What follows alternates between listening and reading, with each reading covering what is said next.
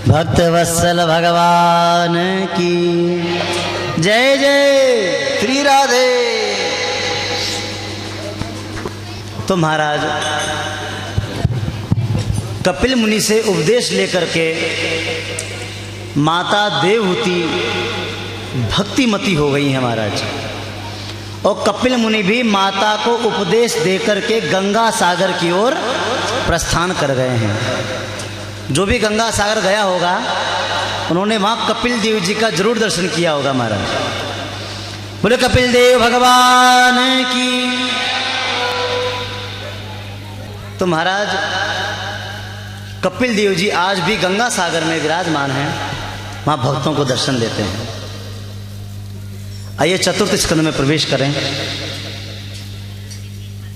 कथा बहुत पीछे चल रही है महाराज, और कल ठाकुर जी का जन्म भी होना है। कल कन्हैया का जन्म है 10वें स्कंद में, और हम अभी चौथे स्कंद की कथा आरंभ करेंगे। क्या करें प्रभु, कथा के अंदर कथा की विस्तार इतना हो जाता है ना। हमको तो भैया जब आनंद आए, कोई 1 महीने की कथा करें, रोजना 8-8 घंटे कथा हो, तब भी भागवत की कथा पूरी नहीं हो पाएगी। हाँ, इतना विस्तार भागवत कथा का। तो महाराज चतुर्थ स्कंद में जो ये कर्दम ऋषि की जो कन्या 9 कन्या हैं, उनमें से एक कन्या है जिनका नाम अनुसुईया, माता अनुसुईया। उनका विवाह किसके साथ हुआ? अत्रि मुनि के साथ। अत्रि अनुसुईया।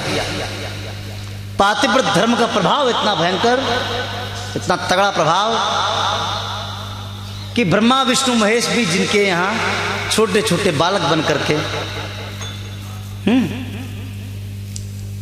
ये तीनों शक्तियां हैं महाराज, तो इन तीनों को भी छोटा छोटा बालक बनना पड़ा। माता अनुसुईया ने डाल दियो पालना, झूल रहे तीनों देव बनकर के लाल। ये पतिव्रता के अंदर वो सामर्थ्य है, वो ताकत है कि ब्रह्मा विष्णु महेश भी तीनों बालक बन करके वहां पर उत्पन्न हुए। तो महाराज भगवान विष्णु के अंश से दत्तात्रेय जी महाराज अत्रि ऋषि के पुत्र होकर के उत्पन्न हुए। दत्तात्रेय नाम सुने वही, ये भगवान विष्णु के अंश हैं, लेकिन पुत्र अत्रि मुनि के। दुर्वासा ऋषि इन्हीं के पुत्र हैं, भगवान शंकर। हाँ? और चंद्रमा वो भी इन्हीं के पुत्र हैं। तो तीनों जो है महाराज वो बालक बन करके माता अनुसुईया के द्वार पर आए हैं। इनकी एक कन्या जिसका नाम आकुति, सबसे बड़ी वाली, मनु और शत्रुपा की जो कन्या है ना 3, बड़ी वाली का नाम आकुति। उनका विवाह हुआ रुचि प्रजापति के साथ। रुचि प्रजापति के साथ उनका विवाह हुआ, और उनके वंश में साक्षात यज्ञ नारायण भगवान प्रकट हुए। यज्ञ नारायण और दक्षिणा नाम की कन्या, मतलब यज्ञ नारायण और दक्षिणा दोनों का संबंध है। जब भी कोई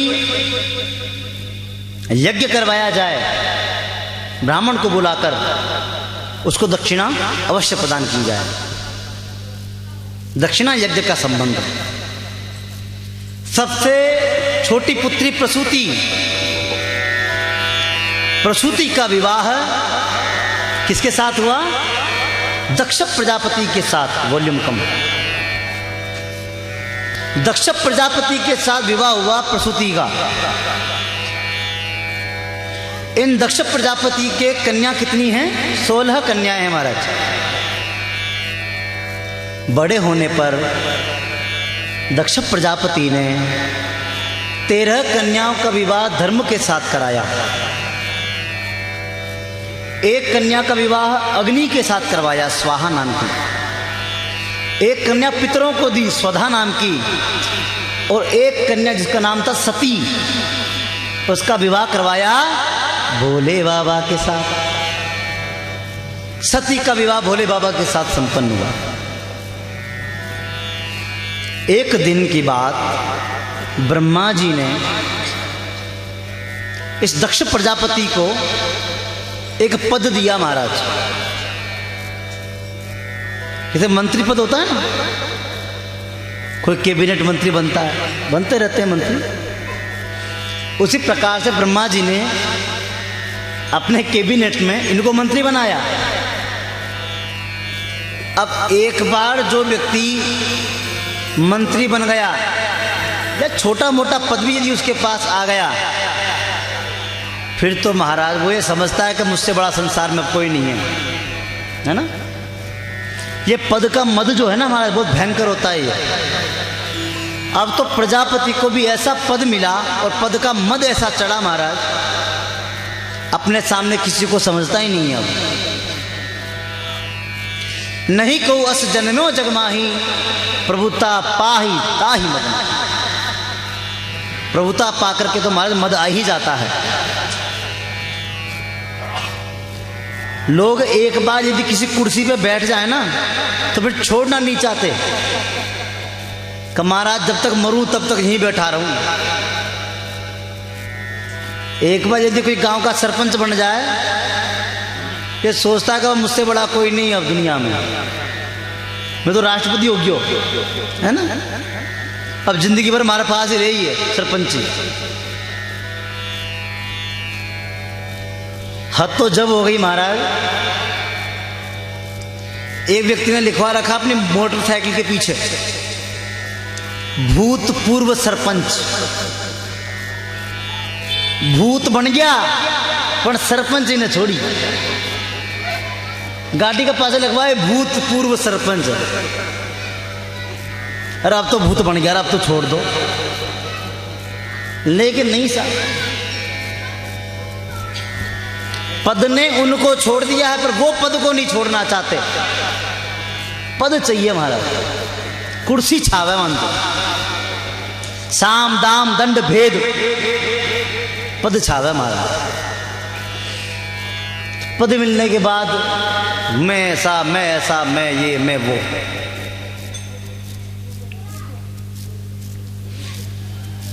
वही स्थिति दक्ष की थी महाराज। एक उसने आज सभा बुलाई है कि मैं मंत्री बन गया, तो अब शपथ ग्रहण समारोह है, आ जाओ। सब देवताओं को बुलाया महाराज। सब देवता आके इकट्ठे हो गए।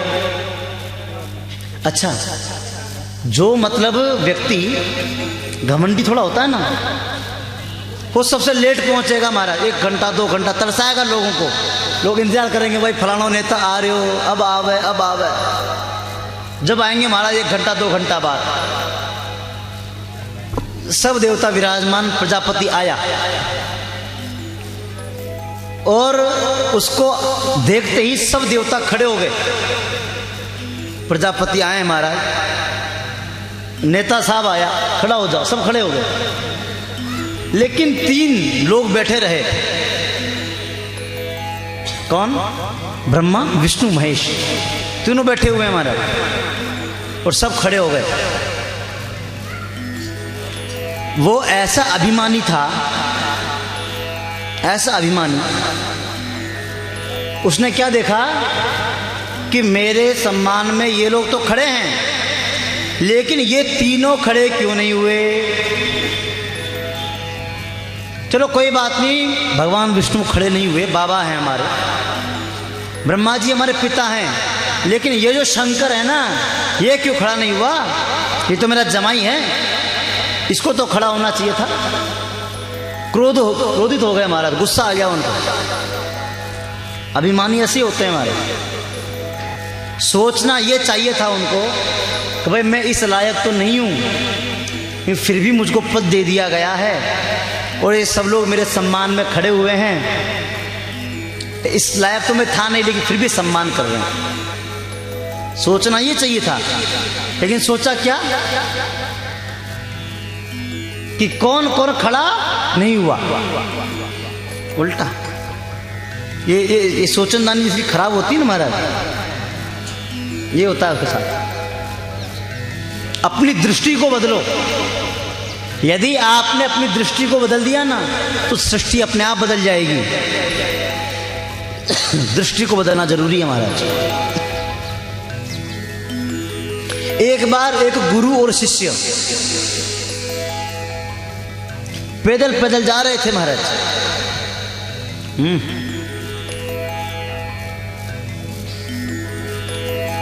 दोनों पैदल पैदल जा रहे थे गुरु शिष्य। तो चेला कहता है गुरुजी से, गुरुजी ये भगवान भी कैसे होते हैं बताओ, भगवान में अक्ल नहीं है।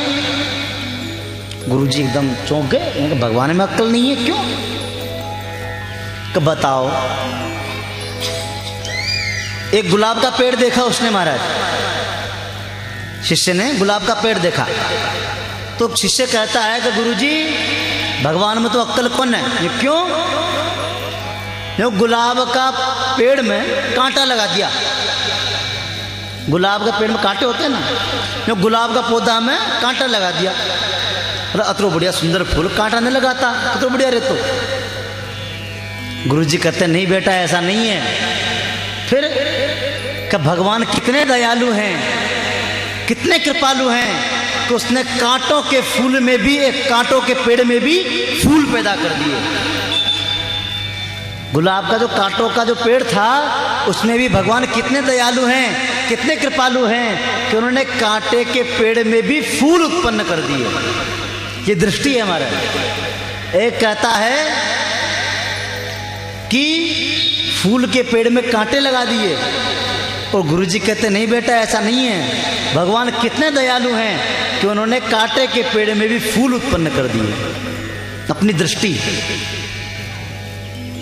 क्या बताए इंसान महाराज इतना ज्ञानी अपने मन में बनता है, होता नहीं है इतना ज्ञानी पर बनता है।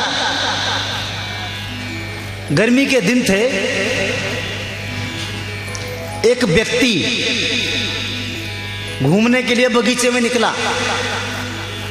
गर्मी के मौसम में आम पके होते हैं ना, आम देखा महाराज पेड़, इतना बड़ा पेड़ आम। आगे जाके तरबूज देखा खेत में, तरबूज बेल पे लगा हुआ था, इतना बड़ा तरबूज। मन में विचार आया, भगवान भी जो है ना, दिमाग नहीं है भगवान में, भगवान में बुद्धि नहीं है कि यदि मुझसे पूछते तो मैं बताता इतना बड़ा पेड़ इतना छोटा सा फल लगाया है, इतनी छोटी सी बेल इतना बड़ा फल लगाया है। दिमाग बिल्कुल नहीं है। मुझसे पूछते तो मैं बताता कि भैया बड़ा पेड़ तो बड़ा फल, और छोटा पेड़ तो छोटा फल, ऐसे लगाना चाहिए था। दिमाग तो है कौन भगवान, तो दुनिया बना दी। घूमता घामता महाराज वो एक पेड़ के नीचे बैठा, 2-4 आम चटकाए और कुएं का पानी पी के, और ठंडी ठंडी हवा चल रही थी महाराज अमराई में। सो गया लेट के, नींद आ गई महाराज। इतने में हवा चली, आम के पेड़ के नीचे सोया हुआ था, हवा चली, और हवा चली तो वहां से एक आम टूटा। आम टूट करके उसके मुंह पे गिरा महाराज। वो आम टूटा उसके मुंह पे गिरा, नाक लाल हो गई महाराज, ऊपर गिरा। अब तो खड़ा घबराया महाराज, खून बहने लगा। अरे उसको दिमाग आया, करे भगवान तो बड़ी बढ़िया की दी महाराज, भगवान तो अच्छा की दो। यदि ये आम की जगह तरबूज इतना बड़ा फल होता तो आज मेरा सिर फट गया होता, मर गया होता महाराज में। बढ़िया हुआ तो महाराज इतना छोटा सा फल लगाया, यदि बड़ा फल लगाते तो मेरा सिर आज। हाँ, तो भगवान जो करते हैं सब अच्छा करते हैं। हम दिमाग लगाते हैं ना, भगवान तो अच्छो न की दो, है ना। भगवान तो अच्छा ही करते हैं, लेकिन हम उसमें अपनी बुद्धि घुसेड़ते हैं महाराज। बोले भक्त वत्सल भगवान की। तो महाराज दक्ष प्रजापति भगवान शंकर को उल्टा सीधा बोलने लगा, करे ये शंकर वंकर कुछ नहीं है, बड़ा ढोंगी पाखंडी है, इसको तो सभ्य समाज में बैठने लायक नहीं है, ये शमशान में रहता है, भस्म धारण करता है मुर्दों की। महाराज उज्जैन में जाके देखो, काशी विश्वनाथ में देखो महाराज, प्रातःकाल भस्म आरती होती है, चिता की भस्म लाई जाती है महाराज। हाँ, तो ये भस्म मुर्दे की भस्म लगाता है, शमशान में रहता है, इसलिए ये सभ्य देवता नहीं है, इसकी पूजा मत किया करो। किसी ने कह दिया, जब दो के बीच में लड़ाई हो ना, तो आनंद लेने वाले और होते हवा देने वाले। हाँ हाँ, और बोल, हवा देने वाले और होते हैं महाराज। तो किसी ने हवा दी, जो कह रहे महाराज ये शंकर इतनी बुरे थे, तो तुमने अपनी पुत्री का विवाह, सती का विवाह इनके साथ में क्यों किया? बता रहे अच्छा विवाह, अरे ये ब्रह्मा जी की बात मानी, अपने पिता की बात मान करके मैंने अपनी पुत्री का विवाह इसके साथ में करवा दिया। करवाता तो नहीं, लेकिन पिताजी की बात माननी पड़ी। और क्रोध बढ़ा, भगवान जब बोले नहीं ना महाराज, और क्रोध बढ़ा। अच्छा, कभी आपने देखा होगा, यदि कोई अपराध हो जाए या आपस में लड़ाई हो जाए, तो सामने वाला कहता है बोल, कहाँ की दोषण बोल, और यदि नहीं बोलो तो और गुस्सा होता है, अरे बोलो किसान को न बोल, जबरदस्ती बोलने की इच्छा नहीं हो तब भी बोल, बोले लेकिन हाँ बोले लेकिन मैं लूं, बोल, अरे भैया, और बोल गए, अच्छा मारा हम बोल रहे हो, हाँ मारा हम बोल, दोनों तरफ मरण। तो महाराज भगवान शंकर बोले नहीं तो और गुस्सा हुआ, जो कि मैं शाप देता हूं कि शंकर को किसी भी यज्ञ में कोई भाग प्राप्त न हो। नंदी बाबा खड़े हो गए, ये नंदीश्वर बैठे हुए ना, खड़े हो गए महाराज। कहे दक्ष प्रजापति तेरी इतनी हिम्मत, तूने भोले बाबा को श्राप दिया, जा मैं तुझे श्राप देता हूं कि तू जिस मुंह से बार बार मैं करता है ना, वो तेरा सिर कट करके यज्ञ की अग्नि में भस्म हो जाए। भृगु जी महाराज खड़े हो गए, कहे नंदीश्वर जब ससुर जमाई का झगड़ा चल रहा था, तू क्यों बीच में बोला? या मैं तुझको श्राप देता हूं कि भगवान शंकर के जितने गण होंगे सब ढोंगी और पाखंडी बन जाएं। शाप शबा हो गई महाराज। भोले बाबा अपने गणों को साथ लेकर के वहां से चल दिए हैं।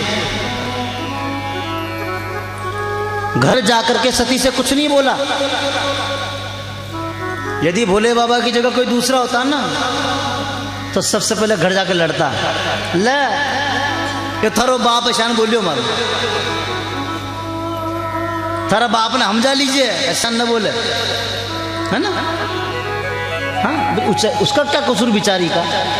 यार लड़ा वो है तो उससे लड़ना भाई, मर्द घर आकर के लड़ाई दंगा फसाद करता। भोले बाबा ने कुछ नहीं कहा, सती से चुप हो गए, भजन में लगे। एक समय दक्ष प्रजापति ने भगवान शंकर का अपमान करने के लिए एक यज्ञ रचाया। हरिद्वार में कनकल क्षेत्र में यज्ञ रचा महाराज। सब देवताओं को बुलाया, भगवान भोले बाबा को न्योता नहीं दिया, निमंत्रण नहीं दिया महाराज भोले बाबा को। सब देवियां जब ऊपर से निकली हैं विमान के द्वारा, सती ने पूछा कहां जा रही हो? वो तुमको नहीं पता, तुम्हारे पिताजी ने यज्ञ रचा है, उस यज्ञ में जा रही है। तुमको नहीं बुलाया? कहाँ बुलाया था, मैं भूल गई, मैं भी आ रही हूँ, तुम चलो। सती गई है भोले बाबा के पास बगी बगी, जो महाराज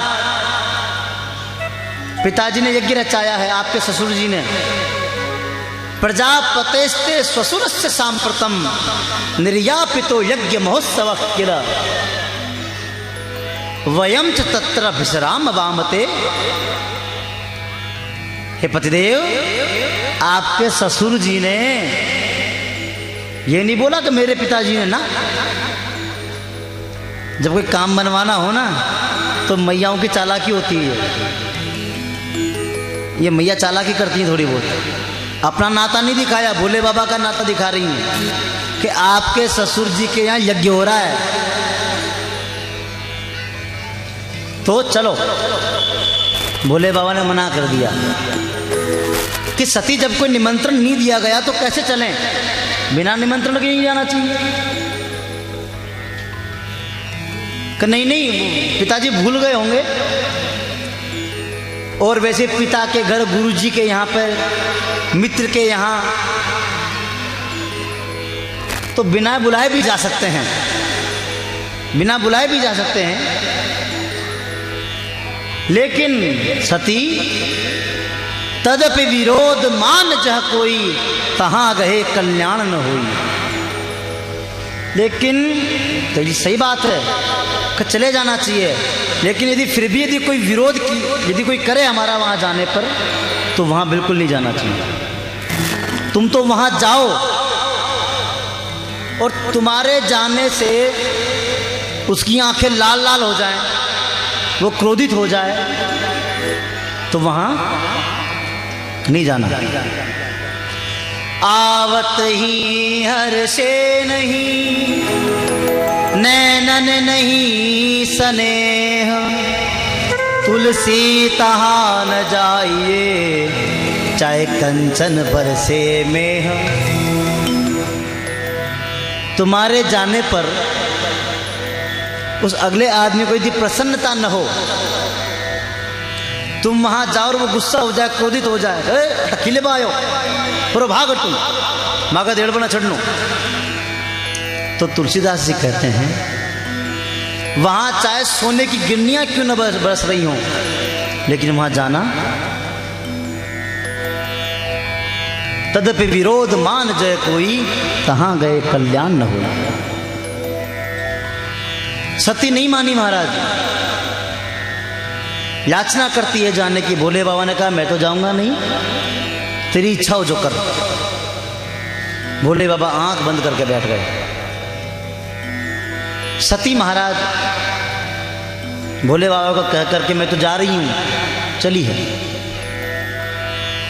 भोले बाबा ने नंदी से बोला कि नंदी, इनके जितने भी वस्त्र हैं, श्रृंगार की सामग्री है, सब पहुंचाओ, कि मुझको पता है कि सती लौट के वापस नहीं आएगी, सती लौटकर वापस नहीं आएगी, इसलिए सामान सब पहुंचा दो। सती जैसे ही पहुंची है महाराज, तो पिता ने देख करके मुंह फेर लिया। सती ने सोचा कि भाई पिताजी का मुझसे क्या विरोध, लड़ाई तो भोले बाबा के साथ हुई है। सती को धक्का लगा मनी मन कि मैं तो पिता के पास आई हूं, पिता मुंह मोड़ रहे हैं मुझसे।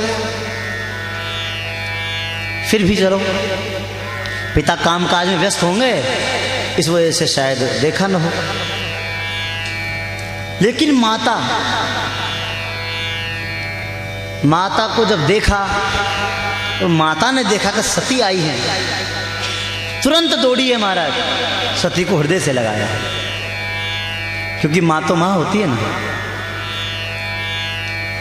चाहे एक पिता अपने बेटे का कितना ही विरोध करे, लेकिन माँ तो माँ होती है ना। सादर भले ही मिली एक माता, सती को अंक में भर लिया है महाराज। माँ की महिमा तो क्या कही जाए। भगवान सब जगह सुलभ नहीं है, लेकिन माँ के रूप में वो हमेशा तेरे साथ है।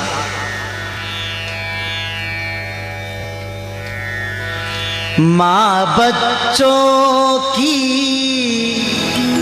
जान होती है, वो होते हैं किस्मत वाले जिनकी माँ होती है, वो होते हैं किस्मत वाले जिनकी माँ होती है। ओ माँ, ओ माँ, ओ माँ, प्यारी माँ, तू कितनी अच्छी है,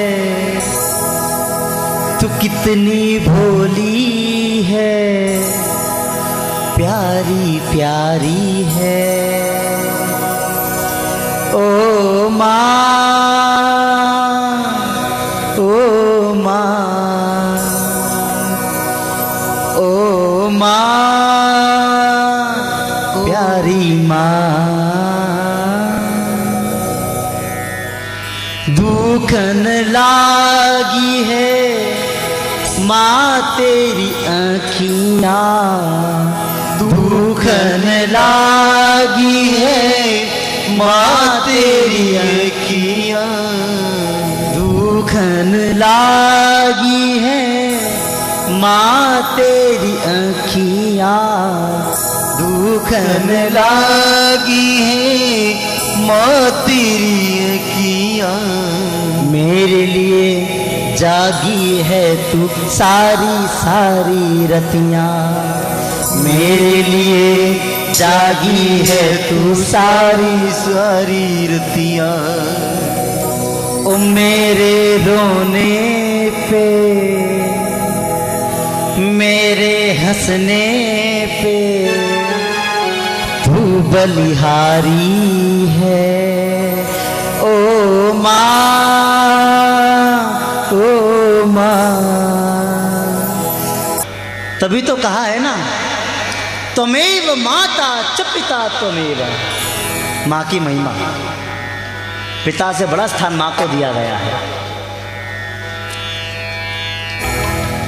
बच्चा चाहे कितना भी अपराध कर ले,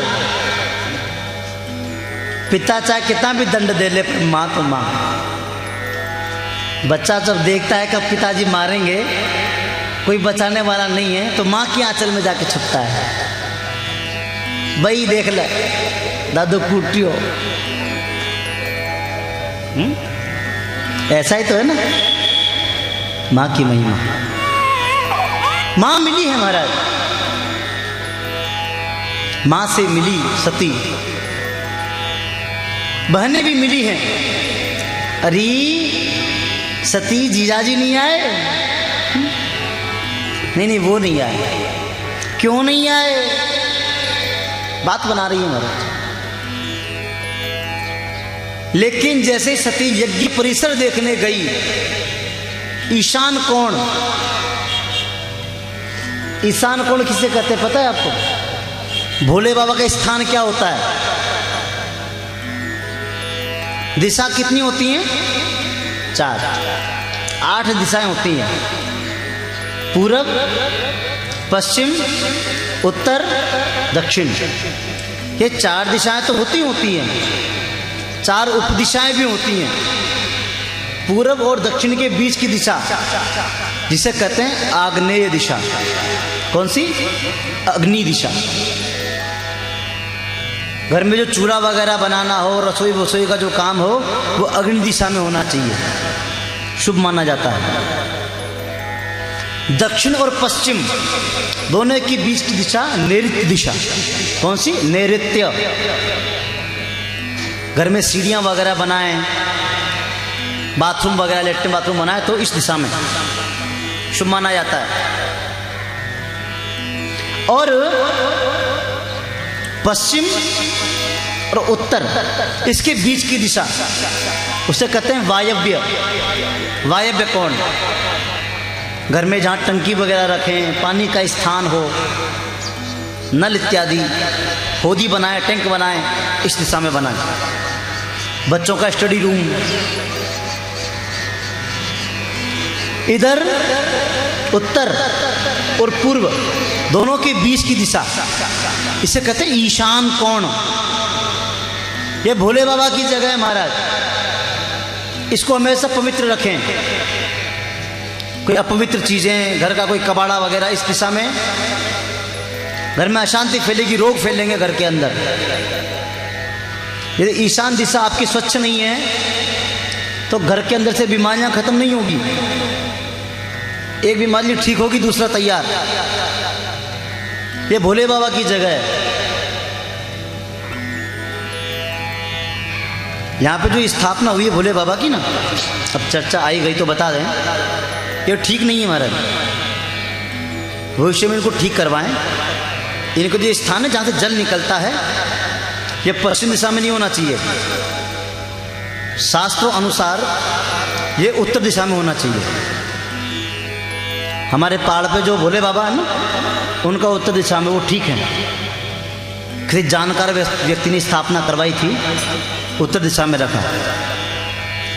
तो अगली बार जब भी आपको मौका मिले, भोले बाबा से प्रार्थना करके इसका दिशा परिवर्तन करवाएं, उत्तर दिशा की तरफ उसे करें।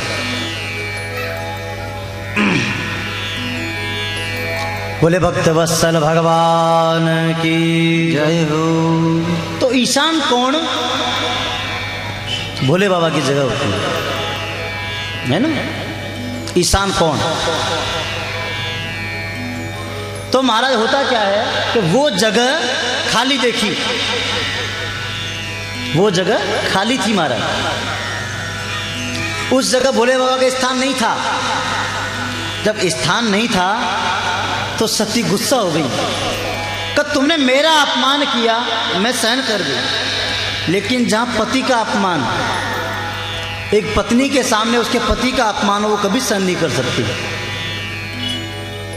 क्रोधित हो गई सती। वो पिता से कहने लगी कि आपने भोले बाबा का अपमान करके, भगवान शंकर का अपमान करके अच्छा कार्य नहीं किया। आपने अपने जीवन से भोले बाबा की निंदा की है, शंकर की निंदा की है। शास्त्र मत की माने तो काटिय तासु जीव जो बसाई, श्रवण मूंदी नत चलिए पराई। जो गुरु की निंदा करे, इष्ट देव की निंदा करे, यदि आप में सामर्थ्य है उसकी जीवान खींच लो, और यदि आप में इतनी सामर्थ्य नहीं है तो श्रवण मूंदी नत चलिए पराई, कानों के अंदर उंगली डाल करके वहां से दूर निकल जाओ। लेकिन कभी भी हरि हर निंदा सुन ही जे काना, होई पाप गौ घात समाना। गौ हत्या के समान पाप लगता है। हरि और हर की निंदा कभी न सुने। मैं क्या करूं? यदि यहां से लौट के जाती हूं तो भोले बाबा कहेंगे कि आओ दाक्षायणी आओ। शंकर बाबा के विरोधी जो हैं, भोले बाबा के विरोधी से मेरा नाम जोड़ा जाएगा, दाक्षायणी। ये भी अच्छा नहीं है। और यदि यहां रहूं तो तुम शंकर द्रोही हो। यहां भी नहीं रह सकती, वहां भी नहीं जा सकती। अब क्या करूं? तो आज माता सती ने योग अग्नि के अंदर भगवान शंकर का ध्यान करते हुए अपने शरीर का त्याग कर दिया है। बोले सती माता की त्याग कर दिया शरीर का महाराज। भोले बाबा को जब खबर पता चली कि सती चली गई, क्रोधित हुए, अपनी जटा को जमीन पे फेंका है। वीरभद्र प्रकट हुए, वीरभद्र को भेजा तो दक्षम से यज्ञम जही, दक्ष को उसके यज्ञ समेत भस्म कर दो। शिवगण आए, विध्वंस हुआ, सब देवताओं को खूब मारा पीटा महाराज। किसी का हाथ टूट गया, किसी का पैर टूट गया, किसी की आंख फोड़ दी गई। वीरभद्र ने दक्ष को पकड़ा, उसका सिर काटा और अग्नि के अंदर होम दिया महाराज। सब देवता भगे भगे ब्रह्मा जी के पास गए कि महाराज ऐसी ऐसी बात हो गई। वो ब्रह्मा जी ने समझाया कि जिस जगह मैं नहीं गया, भगवान विष्णु नहीं गए, शंकर नहीं गए, वहां तुम क्यों गए थे? देखो महाराज भाग ले भाग गया, वो खुद को भी भाग दिया, या कोई काणे हो गयो, कोई लगड़े हो गयो महाराज। जो आप चलो भोले बाबा की शरण में, तो सभी देवता ब्रह्मा जी को आगे करके भोले बाबा की शरण में आए हैं। भोले बाबा को मनाया महाराज। भोले बाबा तो भोले बाबा हैं, मान भी जल्दी जाते हैं। कोई भजन है भोले बाबा का, तो महाराज भोले बाबा को मनाया, स्तुति की भोले बाबा की। वो तो तांडव नृत्य वाले हैं। जटाटवी गलत जल प्रवाह पावित स्थले कले विलंब लंबिताम भुजंग तुंग मालिका डमट डमट डमट डमन निनाद वड्डवर वयम चकार चंड तांडवम तनो शिव। भोले बाबा तो भोले बाबा। आइए हम भी भोले बाबा की स्तुति करते हैं। बोले भोलेनाथ की जय हो। जोरदार जयकारा लगाएं। बोले शंकर भगवान की जय हो। तो स्तुति कर रहे हैं। अजी अर्जी सुन जो जी त्रिपुरार तेजो ए जी भूता का सिरदार। अर्जी सुन जो जी त्रिपुरार तेजो भूता का सिरदार। वो जी था की महिमा अपरम पार दतुरो बोयो बने में भांगड़ की शरण रे थोड़ा ताराने नामे। अरे भांगड़ की शरण वो थोड़ा ताराने नामे।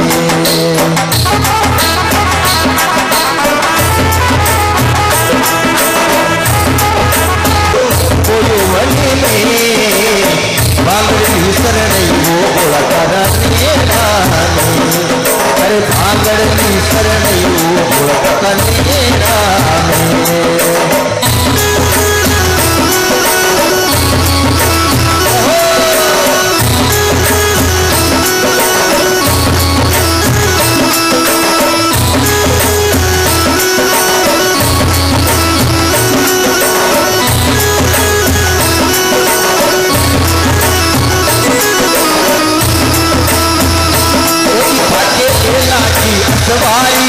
माने लागे बहुत प्यारी भोला बाबा बेला की अखबारी। माने लागे बहुत प्यारी।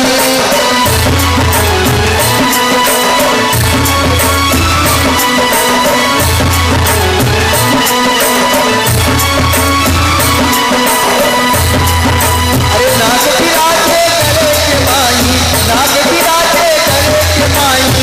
ये धतुरो बोलो मन में भांगड़ की शरण वो भोला काका नेरा ने। अरे भांगड़ की शरण वो भोला काका नेरा ने।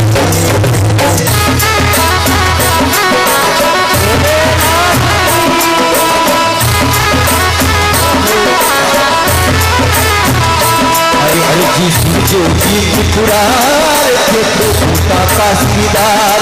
अरे जी जो जी त्रिपुरार थे तो भूता का सिरदार। ताकि महिमा अपरम पार दतुरो बोयो बने में। ताकि महिमा अपरम पार दतुरो बोयो बने में।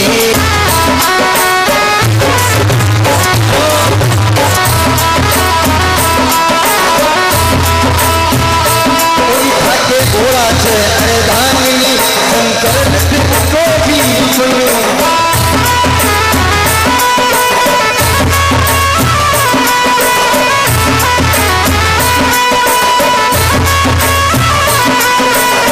बस्ती रमा बोतल के माई, बस्ती रमा बोतल के माई। वो धतूरो बोयो बने में भांगड़ की शरण वो भोला काका नेरा। अरे भांगड़ की शरण वो भोला काका नेरा।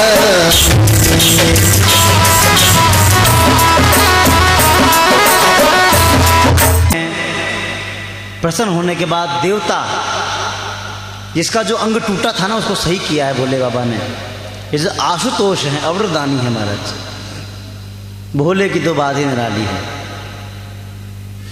उसके बाद भगवान विष्णु के सहित भोले बाबा दक्ष प्रजापति के यहाँ पधारे हैं, यज्ञ को पूर्ण किया है। और दक्ष प्रजापति के सिर पर जो कटा हुआ था ना सिर महाराज, उसकी जगह बकरे का सिर जोड़ा। तो बहुत मैं करता था, अब खूब मैं कर, इसलिए मैं ज़्यादा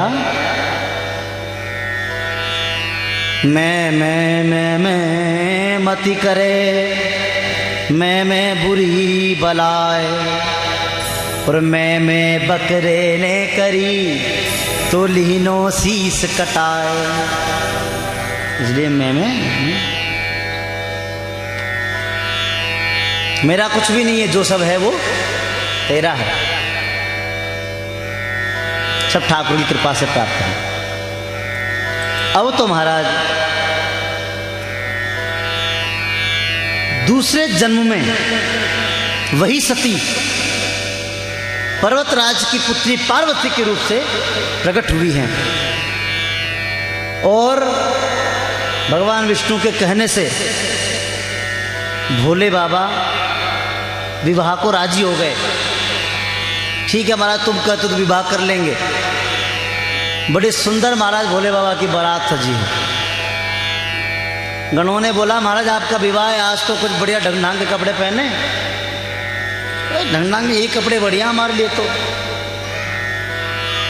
तो दूल्हा राजा बड़ी अच्छी सुंदर शेरवानी पहनता है महाराज, कोट पैंट, खटू कोट पैंट ला हमारा, मृगछाला साफ करके फटकार के लिया है हमारे, बांध दी। एक काड़ा काड़ा सर्प लिया, मैं कहा तू आजा बेटा, कमर पे बांध दिया, मैं को लिपट के ऐसा ही बैठा रहना, बेल्ट बांध दी महाराज।